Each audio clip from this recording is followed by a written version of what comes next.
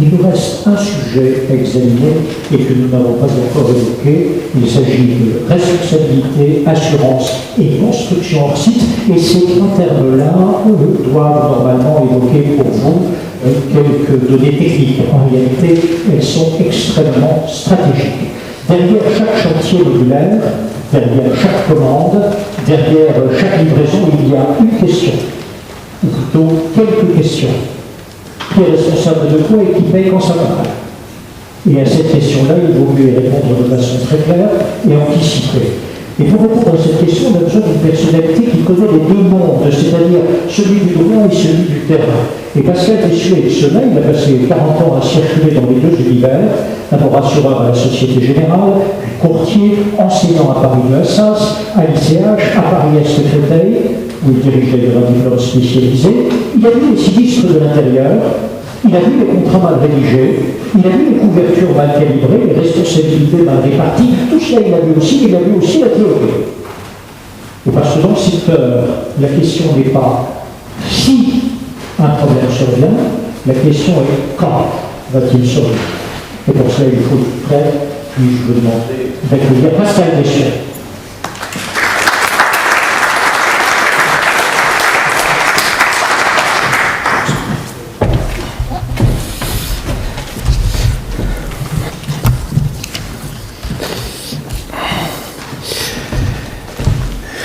D'abord, merci de m'accueillir. Alors, pour terminer la journée, évidemment, on va terminer par des considérations souvent réputées arides, parler d'assurance en particulier, de droit en plus, parce qu'on a parlé beaucoup de normes et de réglementations, mais là, il va s'agir de parler de droit, c'est encore autre chose.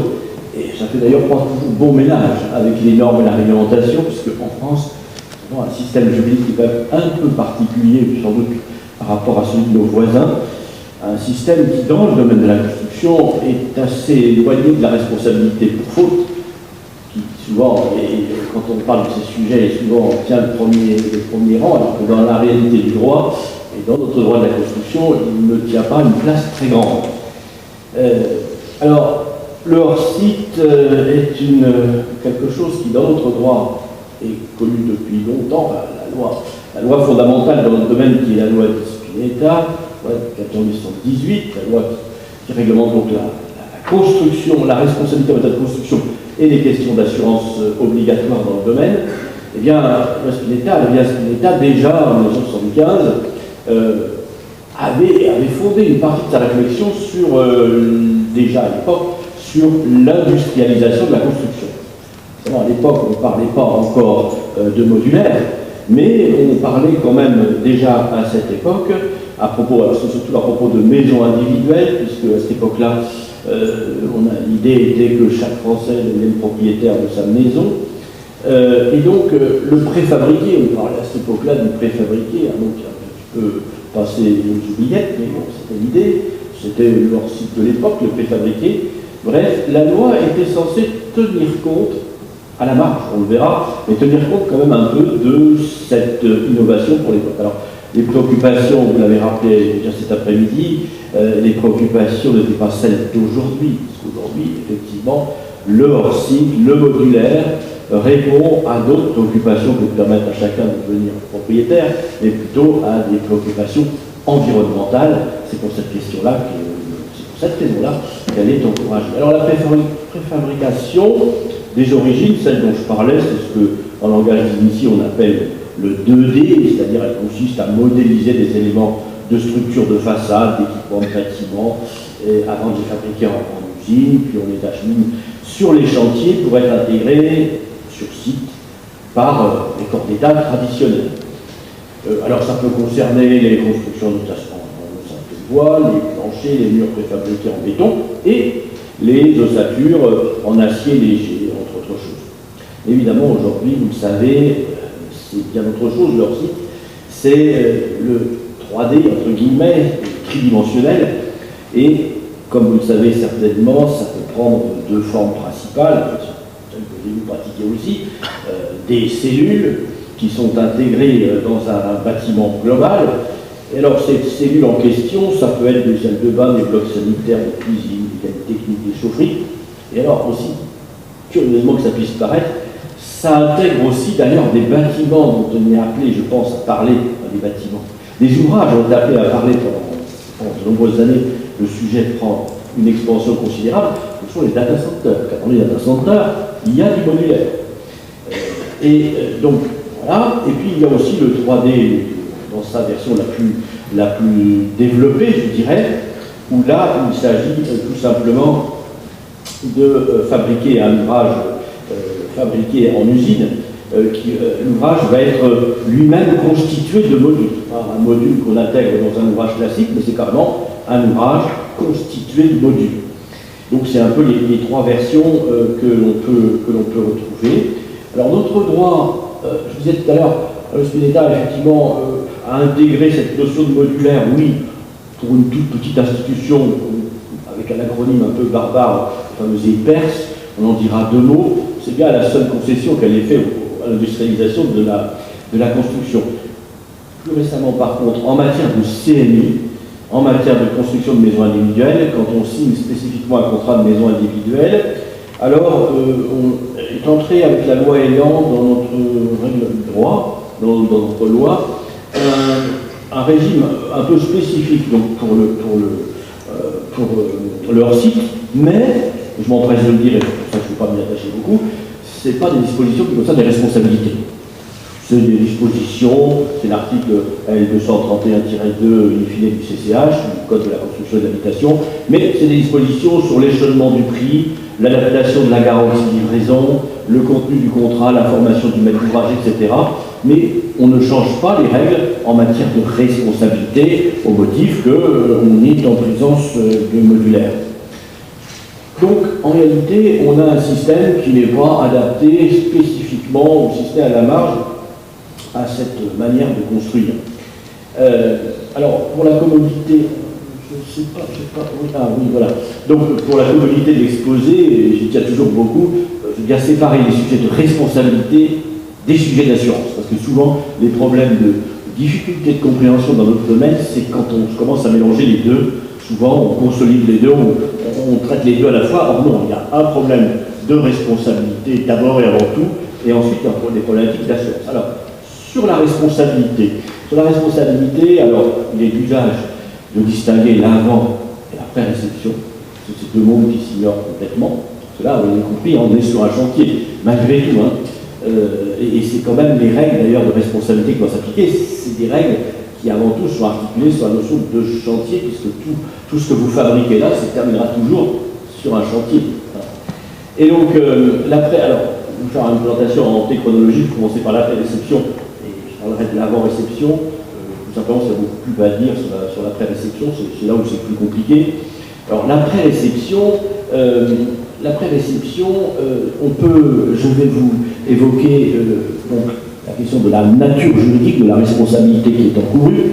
Alors, la nature juridique de la responsabilité encourue vis-à-vis du maître d'ouvrage, dans un premier temps, et par le titulaire d'un marché de travaux, qui est aussi fabricant. C'est ça, quand le titulaire du marché de travaux est aussi fabricant, est-ce que ça impacte la nature de la responsabilité? Puis dans un deuxième temps, la responsabilité encourue par le fabricant en tant que tel,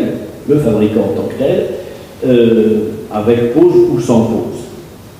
Alors, pour ce qui est de la responsabilité donc de l'entreprise, surtout celle-là dont on va parler, qui est aussi fabricant.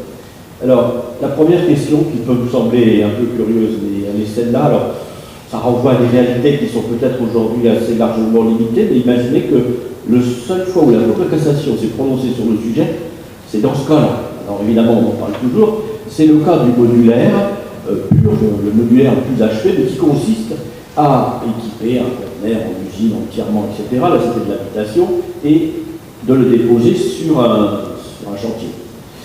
La règle du 6 mai 2015, numéro 13 26 pour le retrouver. Et c'est le seul arrêt qui a été rendu sur le sujet, qui est un arrêt qui est un peu restrictif, qui pose un peu des problèmes d'ailleurs, parce que dans ce cas de figure-là, c'était un conteneur transporté sur les lieux, posé. On n'avait pas fait de fondation, on avait ça pour relier, alors c'était pas non plus une maison mobile, il y avait d'ailleurs un permis de construire, et on l'avait relié à tous les réseaux, il était destiné à l'habitation. Bon. Mais il se trouve que pour ce qui est des régimes de responsabilité applicables aux gens qui traitent avec les maîtres d'ouvrage, eh bien, le régime de responsabilité, la fameuse responsabilité décennale, qui est une responsabilité sans faute pendant 10 ans, suppose qu'on construise sur le terrain un ouvrage. Or, en l'espèce, dans ce fameux arrêt, la Cour de cassation a considéré qu'on n'avait pas construit un ouvrage. Parce qu'elle applique vraiment le mot ouvrage dans son sens étymologique, c'est vraiment on pousse au terrain l'œuvre de l'homme, et elle considère que dans ce cas de figure-là, il n'y a pas de travail sur le terrain. Le travail a été fait en usine, etc. Mais pour ce qui est du chantier, sur le chantier, il ne s'est rien passé de particulier, si ce n'est qu'une grue est venue poser cet élément-là, le fixer, etc. Mais il n'y a pas eu véritablement travail de construction. Or, c'est par ce biais-là, ce cas d'ouverture, c'est la condition sine qua non pour être dans des régimes, pour être dans un régime de responsabilité décennale et derrière d'assurance construction obligatoire avec des garanties très protectrices, etc. Donc, c'est un peu gênant pour le modulaire parce que cet arrêt a été très diffusé, il est très connu par les assureurs, etc. Et à chaque fois qu'il s'agit de faire assurer, côté maître d'ouvrage, une opération avec des conteneurs, on a vite fait de vous dire les conteneurs, c'est pas la construction d'un ouvrage, donc c'est pas soumis à la responsabilité décennale, donc c'est pas objet, ça ne permet pas la délivrance des contrats habituels d'assurance, dommages ouvragés. Alors, bien sûr, cet arrêt, moi je dis toujours, il est isolé et c'est le seul que nous ayons. Et il ne concernait que le dépôt d'un conteneur sur le terrain, point à la ligne.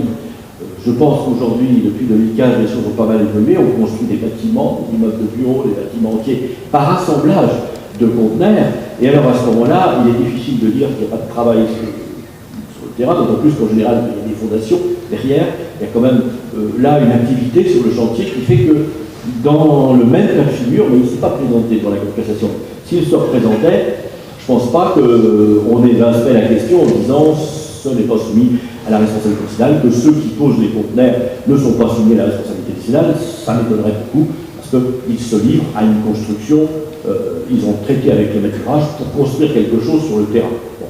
Donc, ça c'est la première chose. La deuxième chose, qui est le modulaire a aussi une conséquence, c'est, comme vous le savez, le bouleversement des rôles. Puisque une partie du chantier, finalement, se transporte bien en amont du côté de l'usine. Alors, ça pose un problème du côté de la maîtrise d'œuvre, parce qu'effectivement, le rôle de la maîtrise d'œuvre n'est absolument plus du tout le même.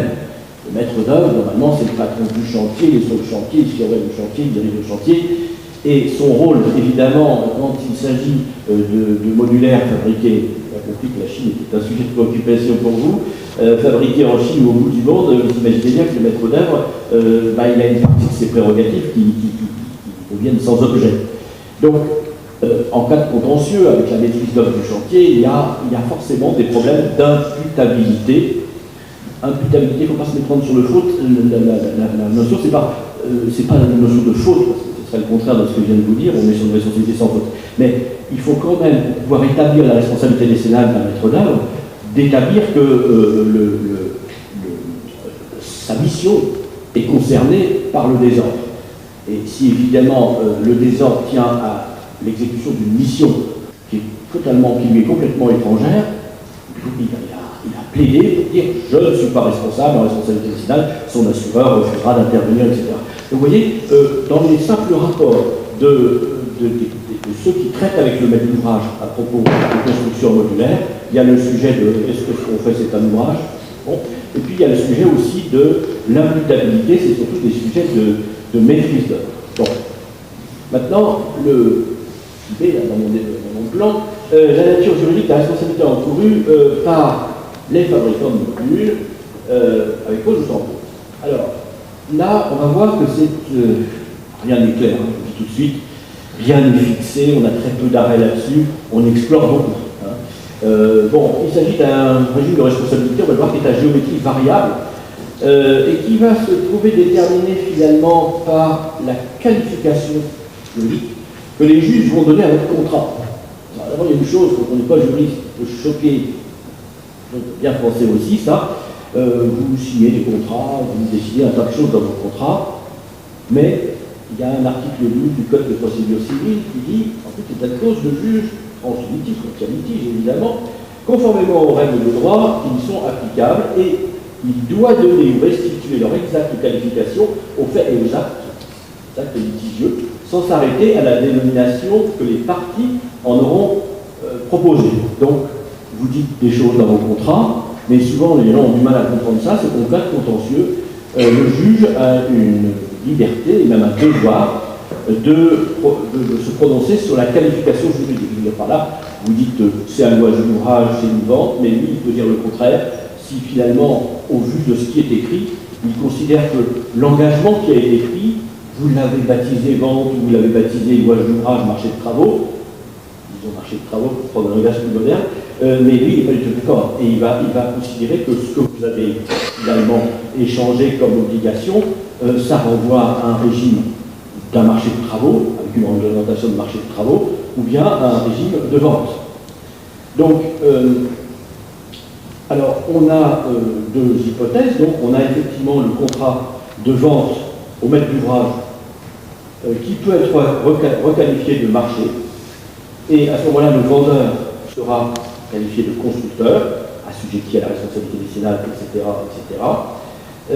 Et pour statuer sur la nature juridique du contrat et décider donc qu'il s'agit d'un marché et pas d'une vente, nonobstant la qualification des parties, le juge va prendre en compte le fait que le contrat de vente porte sur une chose déterminée à l'avance.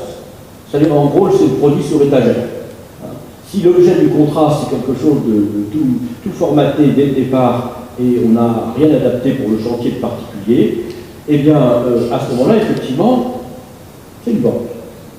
On ne va pas requalifier. Mais il y a aussi le cas où le contrat de vente porte sur une chose qui suppose l'existence d'un travail spécifique destiné à répondre à des besoins particuliers.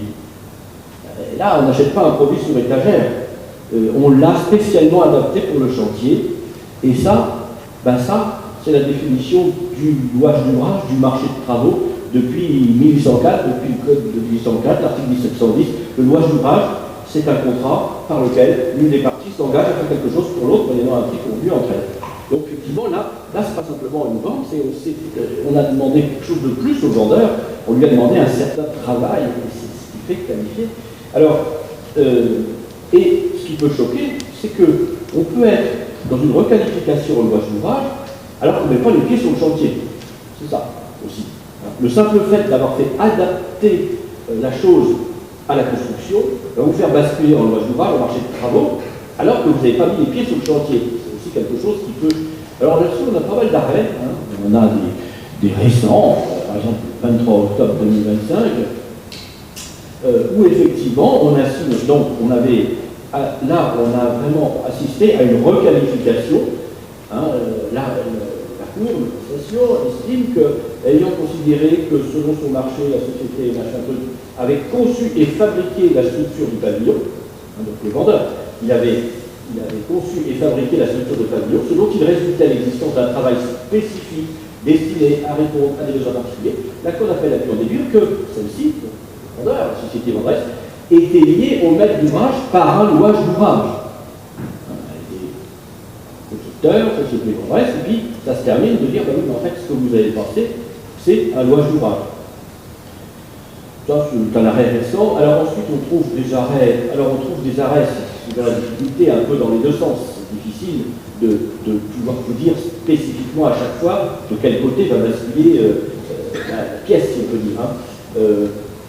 On trouve des arrêts de la Cour de cassation qui a une cour d'appel pour avoir pris en compte le critère de l'intervention sur le site. Parce que de temps en temps, c'est l'intervention sur le site qui... Alors ça, c'est plus logique. Vous êtes fabricant, mais vous êtes intervenu sur le site, donc il y a le louage d'ouvrage.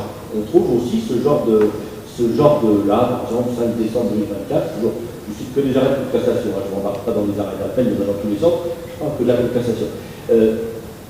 Effectivement, on va trouver la prise en compte de la présence sur le chantier. Mais ce que je veux vous dire, c'est que justement, il ne faut pas s'arrêter là. Ce n'est pas le seul critère. Là, parce qu'on n'est pas allé sur le chantier, que le contrat ne pourra pas être qualifié en contrat de louage d'ouvrage. Voilà, ça, il faut en tenir compte. On en a aussi, on a aussi 9 septembre 2020 de la première chambre. Donc voilà, on en a plusieurs, c'est vraiment une constante. C'est pas comme ça un petit événement jurisprudentiel. c'est quelque chose qu'on retrouve à plusieurs reprises, ce critère, effectivement, d'adaptation de la chose. Alors, on a d'ailleurs un célèbre arrêt. Alors, de temps en temps, c'est le contraire. De temps en temps, on refuse.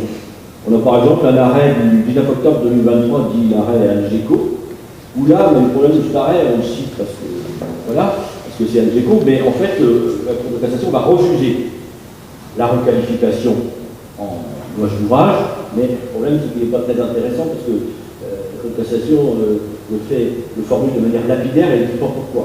Donc, elle dit, ça reste.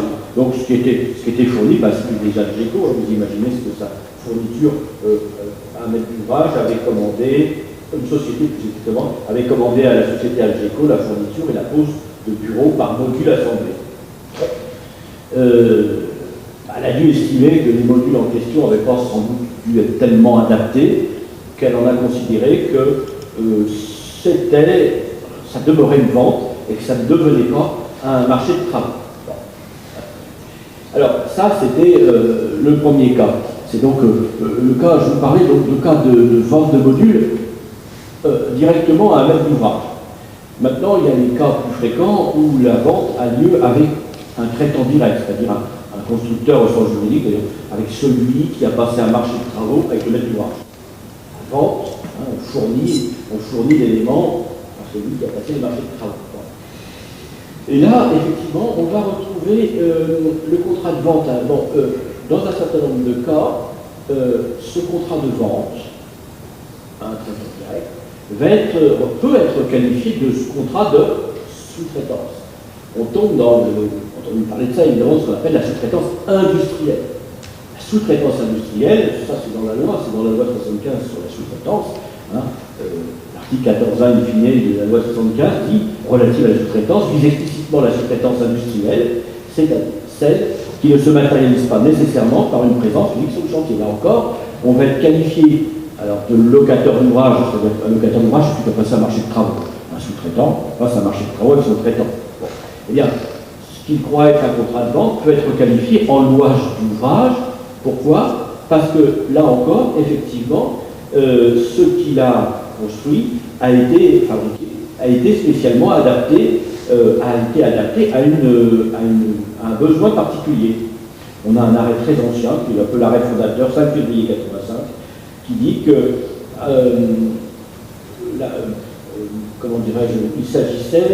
il avait effectué un travail spécifique en vertu d'application particulière, rendant impossible de substituer au produit commandé un autre équivalent. Et donc, là encore, toujours cette même idée. Alors là, je vous en ai plein, le 20 avril 2022, par exemple, ayant caractérisé l'existence d'un travail spécifique destiné à répondre à des besoins particuliers, la pure déduire la cour d'appel de ces seuls motifs que la société X était liée à l'ouvrage par un contrat de louage d'ouvrage. Donc, et chose curieuse, le Conseil d'État, en marché public, est dans la même logique. Conseil d'État, 17 octobre 2023, commune de Viry-Châtillon, utilise les mêmes mots. Des biens présentant des spécificités destinées à satisfaire l'exigence particulière d'un marché déterminé ne peuvent être regardés pour l'application de ces dispositions comme de simples fournitures, donc de simples ventes, et donc c'est qualifié de louage d'ouvrage.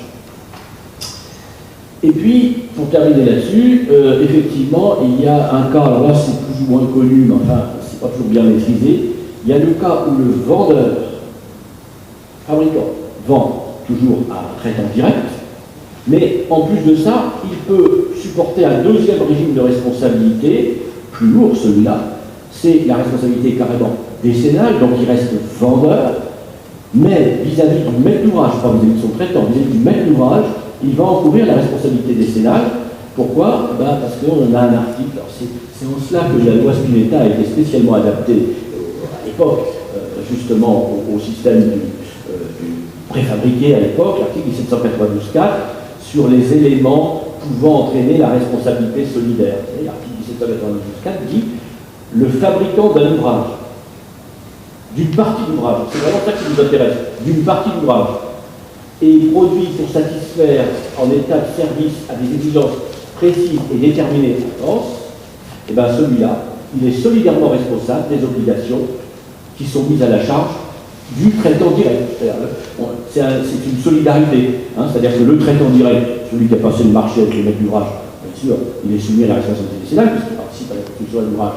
Mais la nouveauté, c'était que celui qui l'avait fourni, qui avait passé un contrat de vente, pas un marché de travaux, bah, lui aussi, il devenait solidairement responsable en responsabilité décennale vis-à-vis du maître d'ouvrage des dommages. Alors vous savez que c'est pas tous les dommages, c'est ceux qui portent atteinte à la solidité, à la destination, c'est-à-dire les plus graves. Mais voilà, c'est juste pour vous illustrer cette chose que, effectivement, là encore, on a passé un contrat de vente, mais on peut se retrouver logé à la même enseigne que celui qui a passé un marché de travaux directement avec le maître d'ouvrage. Vous voyez, je vais vite parce que je suis trop bavard, mais notre système législatif, notre système de responsabilité est quand même un peu facétieux, un peu déroutant, hein, puisque de temps en temps il s'écarte de la lettre de ce qu'on a voulu faire et il impose des choses auxquelles on ne s'attend pas toujours. La vente n'est pas toujours inculpante et peut se transformer en loi d'ouvrage avec des responsabilités qui sont évidemment différentes de celles du droit de la vente. Alors, avant-réception, c'est beaucoup plus rapide. Pour l'avant-réception, c'est beaucoup plus rapide, mais c'est aussi un peu la même problématique.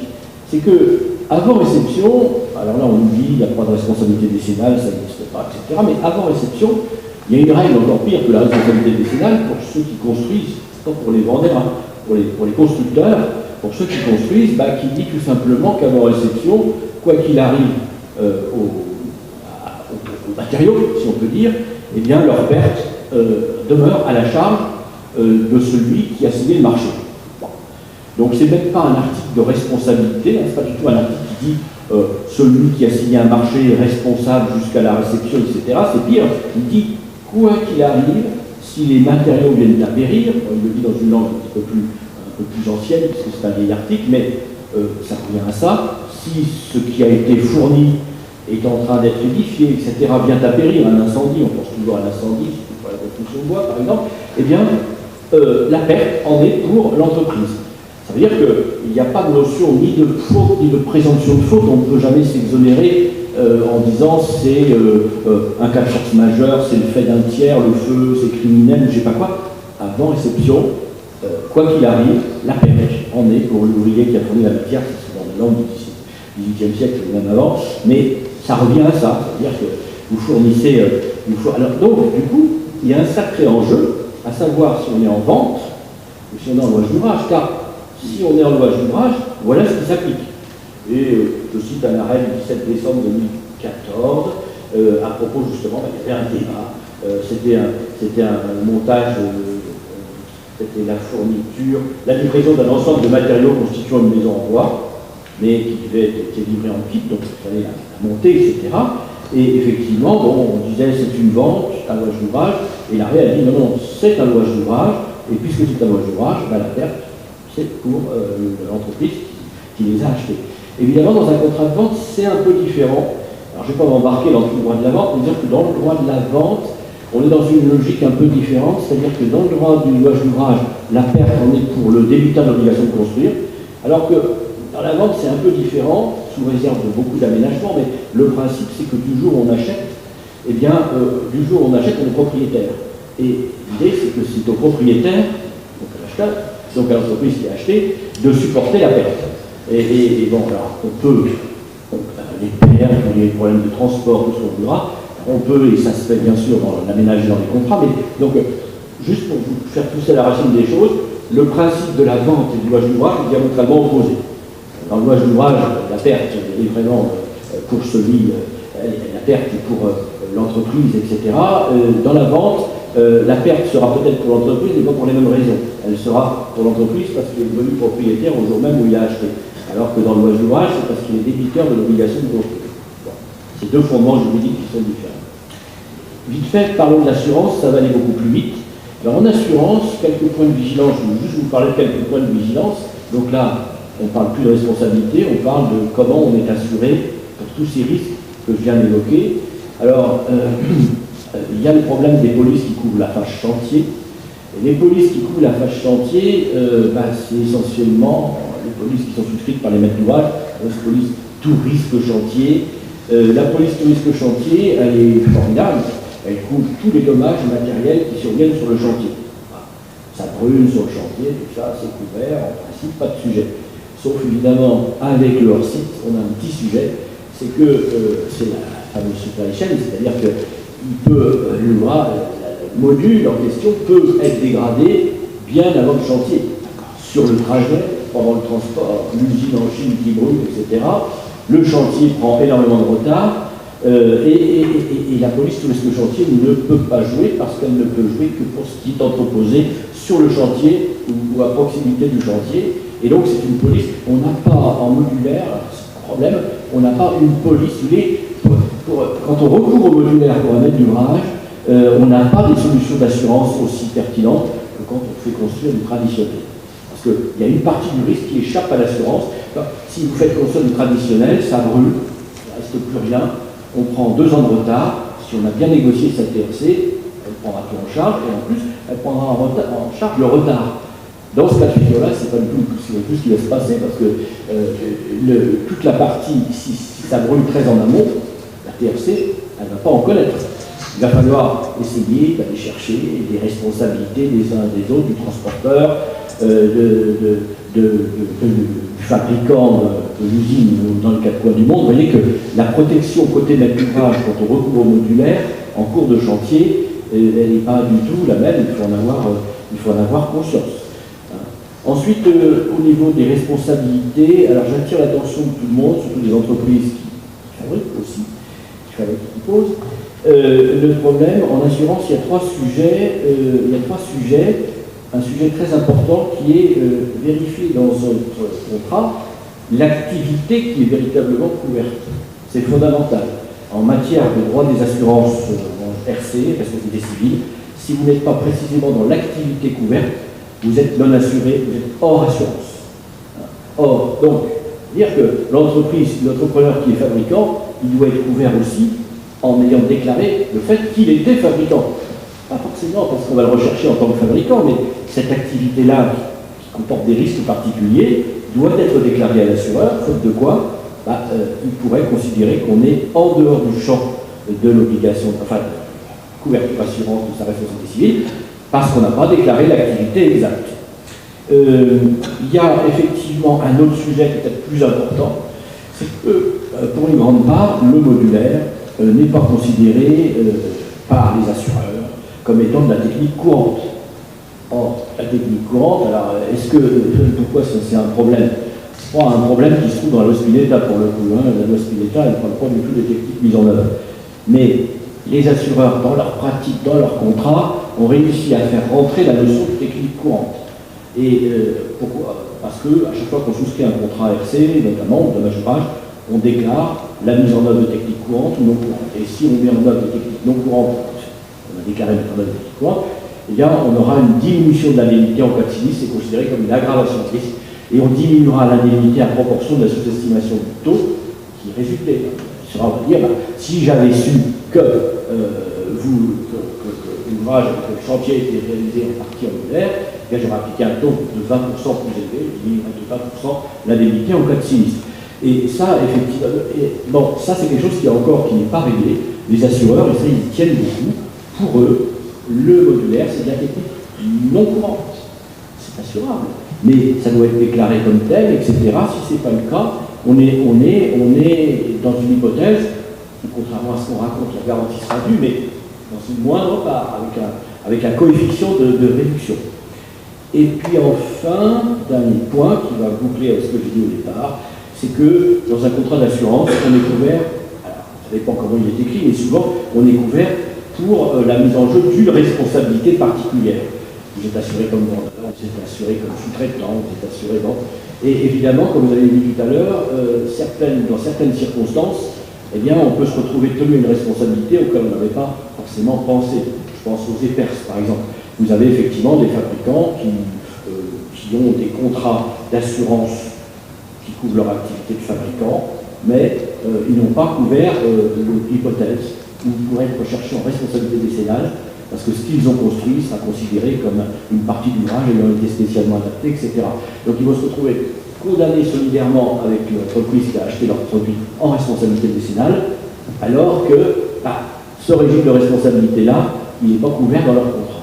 C'est à très grand trait un peu les trois grands problèmes sur lesquels il faut être vigilant sur l'assurance responsabilité civile après réception. Merci beaucoup, Monsieur Dessuel.